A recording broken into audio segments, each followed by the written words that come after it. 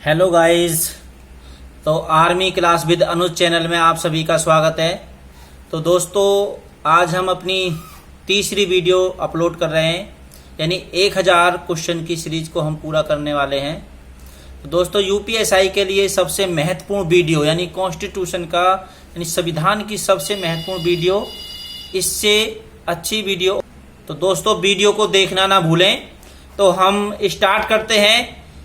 हम आप यानी 88वां क्वेश्चन, आपातकाल के दौरान राष्ट्रपति को मौलिक अधिकार संबंधी शक्तियों का प्रावधान किस देश के संविधान से लिया गया है? यानी जर्मनी के संविधान से। यानी आपातकाल के दौरान राष्ट्रपति को मौलिक अधिकार संबंधी शक्तियों का जो आपातकाल यानी इमरजेंसी जब इनकी लागू हो जाती है देश के अंदर, तो उस समय जो मौलिक अधिकार संबंधी जो शक्तियां हैं, जो पावर्स हैं, वे राष्ट्रपति को कहां से ली गई हैं? जर्मनी के संविधान से।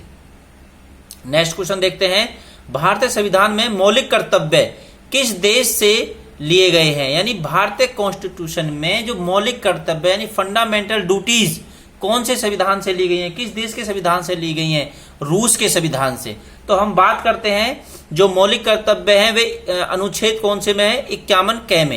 51 के में यानी पहली बार जब इनको जोड़ा गया तो इनकी संख्या 10 थी। कितनी थी भाई? 10 संख्या थी। वर्तमान में इनकी संख्या कितनी? 11 संख्या है। यानी हमारे संविधान में यानी 44वें संविधान संशोधन 1978 के द्वारा मौलिक कर्तव्यों को जोड़ा गया, क्योंकि मौलिक अधिकार तो देश के नागरिकों को दे दिए गए, पर यानी हमारे देश के नागरिकों ने क्या करा? उन मौलिक अधिकारों का गलत फायदा उठाया। यानी जो सरकारी संपत्ति है, सरकारी जो प्रॉपर्टी है, उसकी रक्षा करना भी हमारा कर्तव्य है। यानी जैसे हमारा झंडा है उसकी इज्जत करना हमारा कर्तव्य है, राष्ट्रगान की इज्जत करना हमारा कर्तव्य है। तो इन सब को ध्यान में रखते हुए मौलिक कर्तव्य यानी हमारी फंडामेंटल ड्यूटीज क्या हैं, तो ये सब प्रावधान इसमें 11 प्रावधान यानी मौलिक ड्यूटीज जो हैं हमारी वे 11 हैं। तो संघ एवं राज्यों के बीच शक्तियों का विभाजन, संघ एवं राज्यों के बीच शक्तियों का विभाजन का प्रावधान किस देश के संविधान से लिया गया है? यानी संघ मतलब यानी केंद्र शासित प्रदेश, राज्य मतलब स्टेट, इनके बीच जो पावर्स का जो विभाजन है वे किस संविधान संशोधन से किस देश के संविधान से लिया गया है? कनाडा के संविधान से। किसके संविधान से भाई? कनाडा देश के संविधान से ये लिया गया है। नेक्स्ट क्वेश्चन हम पढ़ेंगे, भारतीय संविधान में संशोधन प्रक्रिया का प्रावधान किस देश के संविधान से लिया गया? हमारे कॉन्स्टिट्यूशन में जो हम संशोधन करेंगे, जो हम अमेंडमेंट करेंगे, जो हमारा बेसिक संविधान है यानी मूल संविधान है, हम उसमें कुछ नया कैसे जोड़ें या उसमें कैसे फेर बदलाव करें? यानी हमारे संविधान में जो मूल संविधान में उसमें कोई फेर बदलाव नहीं किया जा सकता, पर हम कुछ नया ऐड कर सकते हैं। तो ये दक्षिण अफ्रीका के संविधान से लिया गया। तो दोस्तों आप हमारे कमेंट्स बॉक्स में लिख के बताएंगे कि संविधान संशोधन की प्रक्रिया कौन से आर्टिकल में है। ठीक है ना भाई? कौन से आर्टिकल में है? संघ एवं राज्य तथा केंद्र शासित प्रदेशों का उल्लेख किस अनुसूची में मिलता है? संघ एवं राज्य तथा केंद्र शासित प्रदेशों का उल्लेख किस अनुसूची में मिलता है? यानी पहली अनुसूची में। किसमें भाई? पहली अनुसूची में। अब हमारे पास जो मूल संविधान था उसमें 8 अनुसूचियां थी, जो शेड्यूल थे वे 8 थे। अब वर्तमान में इनकी संख्या कितनी होगी भाई? 12 इनकी संख्या हो गई है। तो यानी अनुसूची जो हमारी अनुसूची पहली है, उसमें पहली अनुसूची में क्या है? संघ एवं राज्य तथा केंद्र शासित प्रदेशों का उल्लेख है। यानी दूसरी में हमारा क्या है? शपथ, यानी राष्ट्रपति वगैरह इनको शपथ का प्रावधान है। तीसरी अनुसूची में क्या है हमारा? यानी वेतन भत्तों का प्रावधान है। और चौथी अनुसूची में हमारा क्या है? राज्यसभा की सीटों का प्रावधान है। 5वीं अनुसूची में हमारा असम, मेघालय, त्रिपुरा, मिजोरम यानी 4 स्टेटों का मतलब शेड्यूल का अनुसूचित जनजाति के बारे में प्रावधान है। 6ठी अनुसूची में हमारा यानी हर स्टेट की अनुसूचित जनजातियों के बारे में प्रावधान है। 7वीं अनुसूची में हमारा क्या है दोस्तों? यानी 7वीं अनुसूची में यानी राज्य सूची, संवर्ती सूची और केंद्र सूची, इन तीनों सूचियों का प्रावधान है। इनमें अलग अलग विषय होते हैं, राज्य सूची में कितने होते हैं, संघ सूची में कितने होते हैं, समवर्ती सूची में कितने होते हैं, इसका प्रावधान है। अनुसूची 8 में भाषाओं का प्रावधान है। किसका? भाषा। वर्तमान में 22 भाषा हैं हमारे संविधान में, जो संविधान ने मान्यता दे रखी है उनमें 22 भाषा हैं। यानी स्टार्टिंग में सिर्फ 14 भाषा थी और इनकी संख्या वर्तमान में 22 हो गई है। और 9वीं अनुसूची में, यानी 9वीं अनुसूची कब जोड़ी गई? 51 में, 1951 पहले संविधान संशोधन द्वारा जोड़ी गई। 10वीं अनुसूची में क्या है? दल बदल कानून। और 11वीं अनुसूची में क्या है? पंचायती राज। 12वीं अनुसूची में क्या है? यानी नगर निगम। यानी हमने 12 की 12 अनुसूचियां आपको बता दी हैं। और एक हम जब कॉन्स्टिट्यूशन अलग से पढ़ाएंगे तो अनुसूची के बारे में एक वीडियो बनाएंगे, 1-1.5 घंटे की वीडियो बनाएंगे, अच्छे से हम आपको क्लियर कराएंगे, एक एक क्वेश्चन क्लियर कराएंगे इनका। तो हम चलते हैं अपने नेक्स्ट क्वेश्चन की ओर। संविधान के किस संशोधन के द्वारा दिल्ली को राष्ट्रीय राजधानी क्षेत्र का दर्जा दिया गया था? यानी संविधान में ऐसा कौन सा संविधान संशोधन था जो दिल्ली को एक राष्ट्रीय राजधानी क्षेत्र का दर्जा दिया गया था? यानी 69वां संविधान संशोधन 1991। ये वेरी इंपॉर्टेंट क्वेश्चन है। इसको राष्ट्रीय राजधानी दिल्ली का दर्जा दिया गया था। और ये आप बताएंगे कि जो हमारी राजधानी दिल्ली है, यानी कलकत्ता से दिल्ली कब बनी? 1911 में घोषणा हुई, बनी 1912 में। तो दोस्तों एक हमारा ये दिल्ली क्या है? केंद्र शासित प्रदेश है। क्या है? केंद्र शासित प्रदेश है। इसमें राज्यसभा की सीटें 7 राज्यसभा की सीटें हैं इसके अंदर। और 70 विधान, यानी 70 किसकी सीटें हैं? विधानसभा की 70 सीटें हैं। सॉरी, लोकसभा की 7 सीटें हैं और विधानसभा की 70 सीटें हैं इसमें। भारतीय राज्य व्यवस्था के विभिन्न पदाधिकारियों जैसे राष्ट्रपति, राज्यपाल, राज्यसभा के सभापति और लोकसभा के अध्यक्ष, उनके वेतन भत्ते और पेंशन आदि का उल्लेख किस अनुसूची में है? देखो, उनके वेतन भत्ते और पेंशन का उल्लेख कौन से में? दूसरी अनुसूची में। और उनका शपथ का प्रावधान कौन सी अनुसूची में? अनुसूची 3 में उनका शपथ यानी ऑथ जो लेते हैं वे अनुसूची 3 के अनुसार लेते हैं। नेक्स्ट क्वेश्चन देखते हैं हम। उच्चतम न्यायालय और उच्च न्यायालय के न्यायाधीश तथा भारत के नियंत्रण महालेखा परीक्षक यानी कैग का वेतन तथा पेंशन का उल्लेख किस अनुसूची में किया गया है? तो ये क्वेश्चन क्या है दोस्तों? अनुसूची 2 में गया गया है।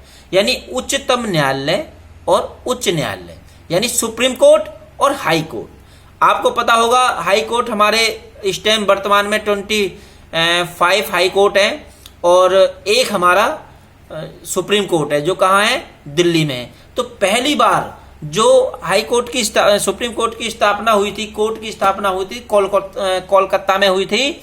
और 1773 के संविधान संशोधन के द्वारा, यानी जो अमेंडमेंट हुआ था तो उसके तहत हुई थी। सॉरी, यानी जो हमारा चार्टर एक्ट था 1773 के चार्टर एक्ट के द्वारा, जो लॉर्ड हॉर्डिंग उस समय का गवर्नर जनरल था।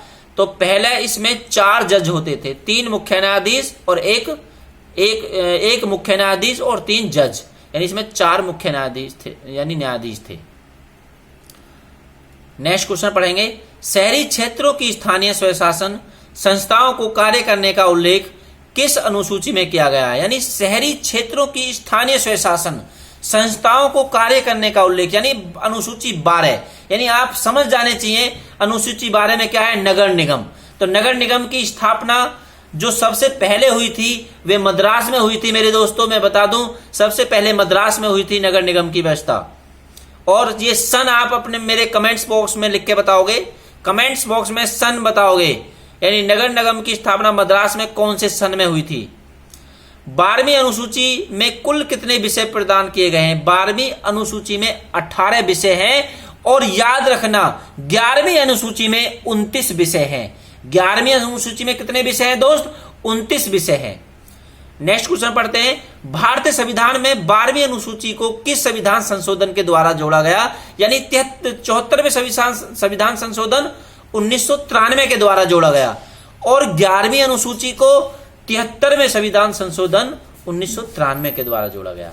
यानी दोनों संविधान संशोधन एक साथ हमारे हुए थे, एक ही सन में हुए थे। तो बहुत अच्छा क्वेश्चन है दोस्तों।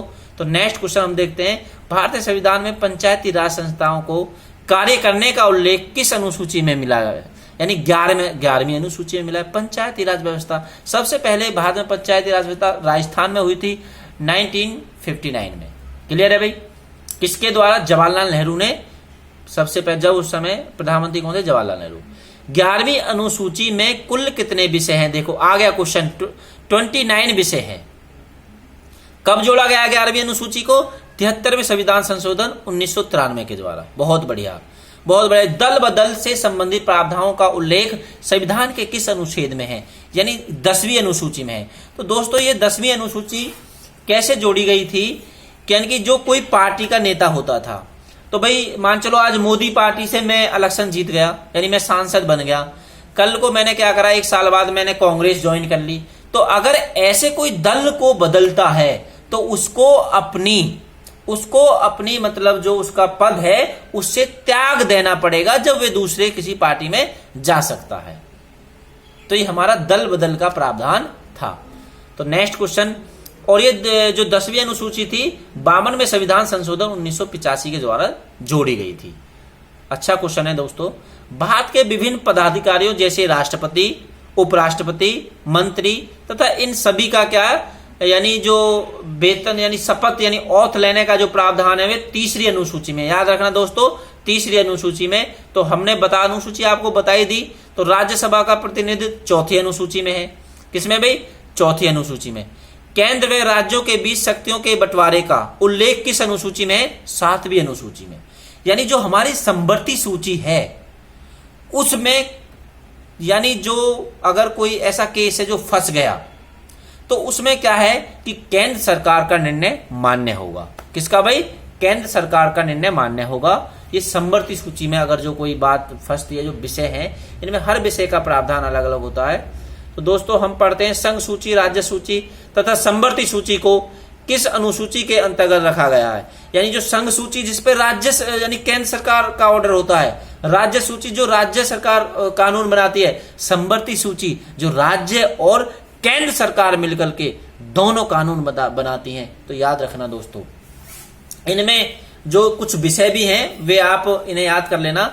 वर्तमान में संघ सूची में कितने विषय हैं? देखो वर्तमान में संघ सूची में कितने विषय हैं? यानी 100 हैं। पहले स्टार्टिंग में इसमें 97 थे। तो ये आप नॉर्मल क्वेश्चन है, याद ही कर लोगे। राज्य सूची में 61 विषय हैं, पहले 66 विषय थे। और समवर्ती सूची में 47 विषय हैं, यानी स्टार्टिंग में इसमें 52 विषय थे। ठीक है दोस्तों, आपको समझ में आ गया होगा। यानी विषय का मतलब क्या है? यानी कुछ ऐसे जैसे भाई रेलवे किसमें दे रखा है, पुलिस किसमें दे रखी है, सेना किसमें दे रखी है, यानी ऐसे सारे विषय इसमें डिस्ट्रीब्यूट कर रखे हैं अलग अलग अनुसूची में, अलग अलग समवर्ती सूची में। ठीक है भाई, किस सूची में दिए गए विषय पर सिर्फ केंद्र सरकार कानून बनाती है? देखो संघ सूची पर सिर्फ केंद्र सरकार का कानून होता है। यानी जो केंद्र संघ सूची में जितने भी विषय हैं उन पर किसका कानून होगा? केंद्र सरकार का कानून होगा। और समवर्ती सूची में क्या है भाई? देखो नेक्स्ट क्वेश्चन है हमारा, समवर्ती सूची में केंद्र और राज्य दोनों सरकार मिलकर कानून बनाएंगी।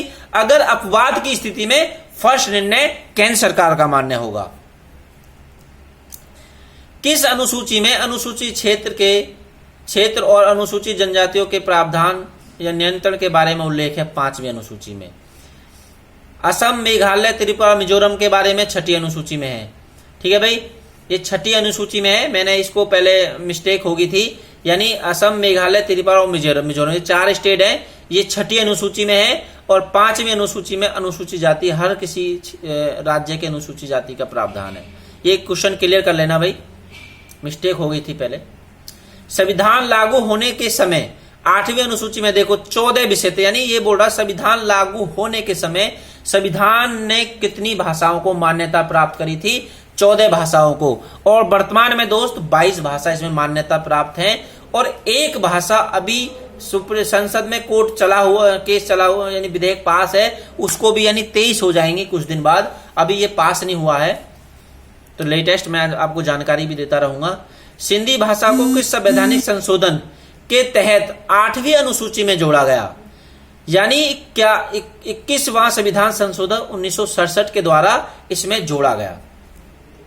बहुत बढ़िया भाई। कोंकणी, मणिपुर तथा नेपाली भाषा को किस संविधान संशोधन के तहत जोड़ा गया? यानी 71वें संविधान संशोधन 1992 के द्वारा जोड़ा गया। बहुत इंपॉर्टेंट क्वेश्चन है, कोई सा भी आ जाता है, निम्न में से कौन सी जोड़ी गई, ऐसे आ जाएगा क्वेश्चन, आप ये रट लेना। मैथिली, संथाली, डोगरी तथा बोडो भाषा को किस संविधान संशोधन के द्वारा 8वीं अनुसूची में जोड़ा गया? 92वां संविधान संशोधन 2003 के द्वारा जोड़ा गया। बहुत बढ़िया है, बहुत इंपॉर्टेंट क्वेश्चन है। तो दोस्तों हमारा जो कॉन्स्टिट्यूशन है वे इंग्लिश में लिखा हुआ है, पर हमारे संविधान में जो अंग्रेजी भाषा है उसका कोई 22 भाषाओं में कोई प्रावधान नहीं है मेरे दोस्तों। तो दोस्तों नेक्स्ट क्वेश्चन बहुत इंपॉर्टेंट होने वाला है। भारतीय संविधान में 9वीं अनुसूची को किस संविधान संशोधन के तहत जोड़ा गया? प्रथम संवैधानिक संशोधन 1991 के द्वारा। यानी पहला संविधान संशोधन जो जोड़ा गया वे उसमें 9वीं अनुसूची को जोड़ा गया। और वर्तमान में 9वीं अनुसूची में कुल कितने विषय हैं? 284 विषय हैं। वर्तमान में कितने विषय हैं दोस्तों? 284 विषय हैं। राज्य द्वारा संपत्ति के अधिग्रहण की विधियों का उल्लेख किस अनुसूची में है? यानी 9वीं अनुसूची में है दोस्तों। कौन सी अनुसूची में है दोस्तों? 9वीं अनुसूची में है। स्वतंत्र भारत में भाषा के आधार पर गठित होने वाला पहला राज्य कौन सा था? आंध्र प्रदेश, 1 अक्टूबर 1953 को। यानी भाषा के आधार पर जो आंध्र प्रदेश राज्य गठित हुआ था, तो पहला राज्य था आंध्र प्रदेश। और इसमें आप कमेंट्स में बताओगे 54 दिन की भूख हड़ताल। 54 दिन की भूख हड़ताल के कारण एक व्यक्ति की मौत हो गई थी। उस व्यक्ति का नाम आप कमेंट्स बॉक्स में लिख के बताएंगे, कमेंट्स बॉक्स में लिख के बताएंगे। बहुत ही इंपॉर्टेंट क्वेश्चन है। पहला भाषाई आधार पर गठित राज्य था आंध्र प्रदेश। संविधान सभा के अध्यक्ष डॉक्टर राजेंद्र प्रसाद ने भाषा के आधार पर राज्यों के पुनर्गठन के लिए किसकी अध्यक्षता में 4 सदस्यीय आयोग की नियुक्ति की? एस के धर। नेक्स्ट क्वेश्चन है 1953 में गठित राज्य पुनर्गठन आयोग के अध्यक्ष कौन थे? फजल अली। जो 1953 में जब उसकी यानी राम लल्लू की मृत्यु हो गई थी 54 दिन की भूख हड़ताल के कारण, तो दोस्तों एक राज्य पुनर्गठन आयोग गठित किया गया जिसके अध्यक्ष फजल अली को बनाया गया। भारत में क्षेत्रीय परिषद का गठन किसके द्वारा किया जाता है? राष्ट्रपति के द्वारा। वेरी इंपॉर्टेंट क्वेश्चन भाई। राष्ट्रपति द्वारा गठित क्षेत्रीय परिषद का अध्यक्ष कौन होता है? केंद्रीय गृह मंत्री। राष्ट्रपति और राष्ट्रपति द्वारा मनोनीत कोई भी केंद्रीय मंत्री, यानी जो गठित होता है वे या तो केंद्रीय गृह मंत्री या राष्ट्रपति के द्वारा कोई भी मंत्री हो सकता है। वर्तमान में भारत में कितने क्षेत्रीय परिषद है? 5 क्षेत्रीय परिषद हैं। तो दोस्तों आज के लिए इतना ही काफी है। तो दोस्तों हमारी वीडियो को लाइक करें, शेयर करें और शेयर करना ना भूलें। और दोस्तों हमारे चैनल के साथ बने रहें। आपको इससे बढ़िया कॉन्स्टिट्यूशन पूरे यूट्यूब की दुनिया में कोई और नहीं करा सकता। तो जय हिंद, जय भारत।